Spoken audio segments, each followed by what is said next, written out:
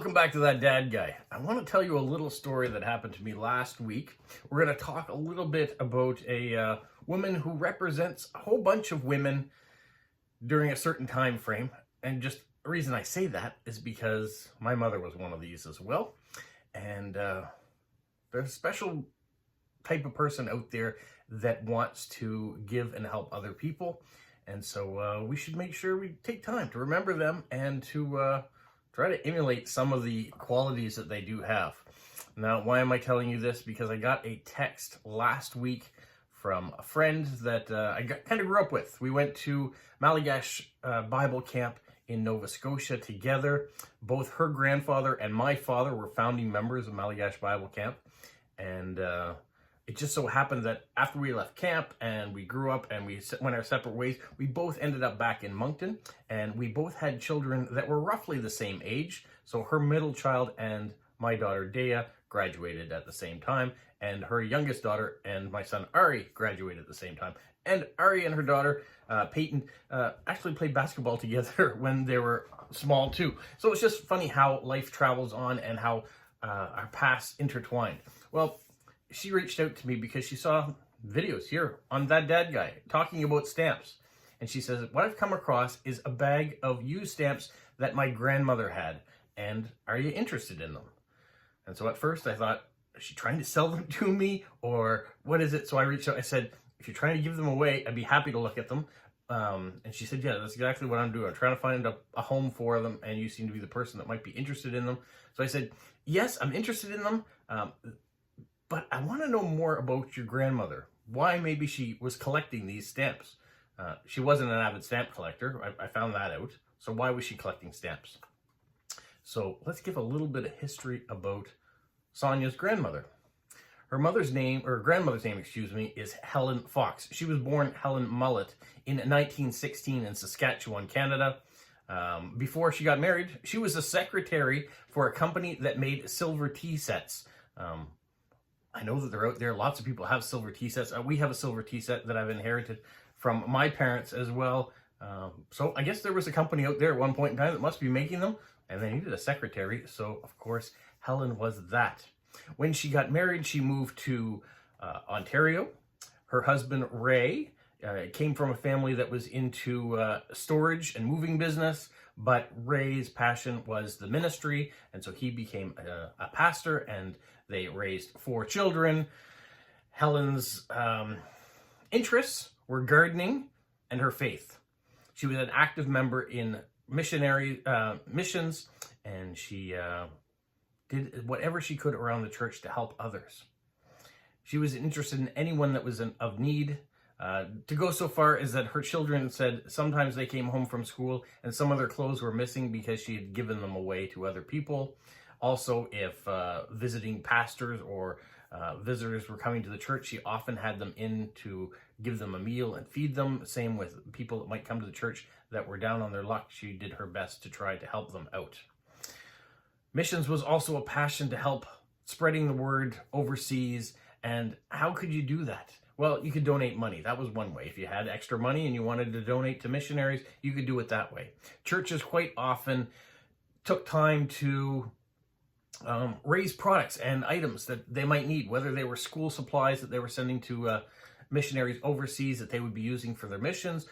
Maybe it was simple things like toilet paper and Kleenex and things that they might not have been able to get where they were, or might not have been able to get them easily and affordably. Boxes like that often got put together, especially around Christmas time, to send out.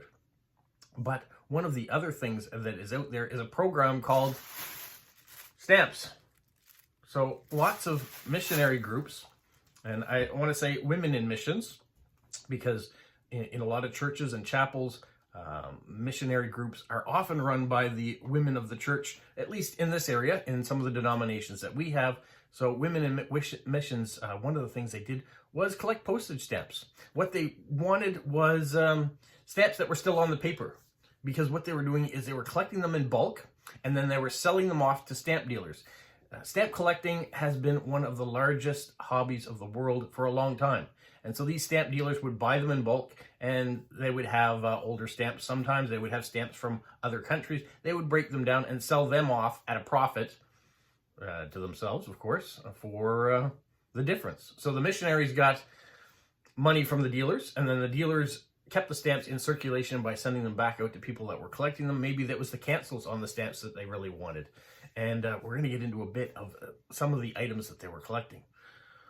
But I wanted to thank Helen and her family for keeping it alive, for doing their part in trying to help missionaries by clipping off the stamps from envelopes that they got. Maybe it was response letters from other missionaries, and that's why you got stamps from around the world. Maybe you were lucky enough to have family that were in different places in different countries. You're going to see in this lot of stamps here in a moment that the stamps come from all around the world.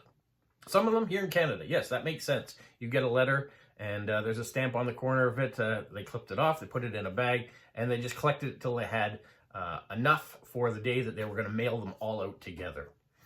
So we might as well say thank you, Helen, for collecting, and let's have a look and see what she collected. Most of these countries are put together, but the Canadian ones you may see a little bit apart. I tried to organize them. You can see for the most part, the stamps are still on their paper. She's done a good job of clearing them off. Now, these ones here have been soaked off. One of the reasons why they wanted to keep them on paper, not only for the cancellations that people might collect, is they didn't want the stamps getting damaged. So if they're damaged, then they're not really going to have any value to a collector or a dealer, which won't give any more money to the missionaries. I've tried to stack some of the stamps that are duplicates on top of each other, as you can see there with that Bahamas one.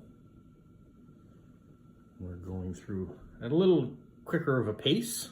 There are quite a few stamps. Even if it was a small bag, there were a variety of stamps. A lot of these are very common stamps.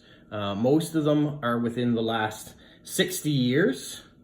So don't have terrible amount of value to a collector, other than maybe to fill in a gap of a stamp that you didn't have. They have that value. If you're looking for mint stamps, that's not what they're offering here. But if you're a Moncton collector, here are a bunch of Monctons, some in better condition than others. Or maybe you like dogs on stamps in the Philippines, flags on stamps.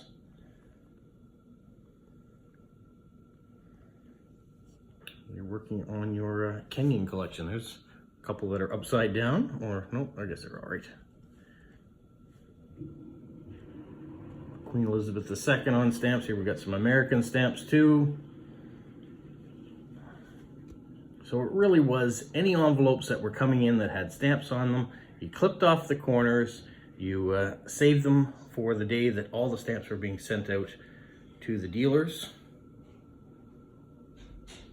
And then that money was then passed on to the missionaries that were out in the field that needed the money to pay their wages, keep them alive out there wherever they were, getting them food and medicine and all the necessaries that they had.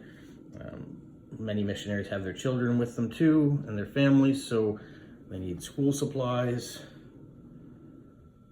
They provide things for the communities that they're into, like I said, trying to get stuff that might be easily accessible here at our department stores, but not so accessible in a remote location in a foreign country. You can see some of these are older stamps. You can also see some of them are Christmas stamps. This is what they talked about. There's a lot of value, or more value, in the Christmas stamps, or a time when maybe you're getting a lot more mail because you're getting Christmas letters from other people, so you might have stamps on them for that. So it's a good time to start collecting them than in, say, the summer months where you might not be getting as much mail. I like that one there from 1974. My birth year. So quite a few stamps actually were left in that bag. So this is the list of some of the things that they were collecting. It says all intact postcards. Do not cut the stamps off. Send the entire postcards, because there are people out there that collect vintage postcards. All old pre-1930 envelopes intact. Do not cut the stamps off, because people want to read those messages about what it was like in the Depression or pre-Depressionary times. All foreign stamps, large and small, large commemorative U.S. stamps, small definitive, common U.S. stamps, including USA nonprofit bulk stamps, except do not save the love, flag, bell, or Christmas stamps. Save unused charity return mail stamps. That's a shame. They didn't want the love and the flag or bell stamps, but they're common. Any collection of stamps save on sheets. If possible, do not remove the stamps from the pages or albums. When mailing an album to Trinity, use book rate. So if you wanted to donate your whole collection, they would take that too, because the dealers would want them. When mailing any package of stamps to Trinity, have the post office use real stamps, not the printed labels. That way they're getting even more stamps. And when I'm saying Trinity, this is a organization that is collecting for the ministry. New stamps as well as used ones have value. Also, post office metered postage is not valuable. So that's why they don't want the prepaid postage stickers rather than the stamps. That brings me to this page. If you go into Google and you type use postage stamps for missions, you're going to get a whole bunch of things pop up. Oxfam of Canada, Stamp Out Poverty to support Oxfam causes. They're collecting stamps. Stamp donations for CSM, so missions overseas, that one as well. Stamps for Freedom, which is the Canadian Bible Society. These are all Canadian ones. Leprosy Mission of Canada also does it.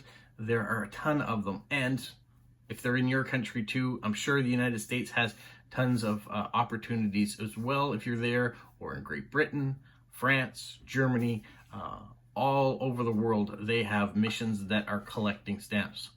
This video is not only about stamps, but about saying thank you to people all around the world, like Helen Fox, that have taken a moment of their time to be good to other people, to remember that there are people in need all over the world, and whether it is for missionaries that need help, or whether it's people in your local community that are on tough times that need help, it's a great thing. And being a stamp collector, how wonderful is it that there are people like Helen Fox that have saved the stamps that I showed you today that now can be available for adding into, maybe there was a hole in my father's collection, or I could send them off to other people around the world and they can enjoy them in their stamp collections. And maybe one day those stamp collections are donated and help someone else and they keep collecting them. So it is a great way to recycle what otherwise would have gone in someone's garbage can after they finished opening that envelope or reading that letter, or getting the package that they got in the mail for Christmas or for their birthday.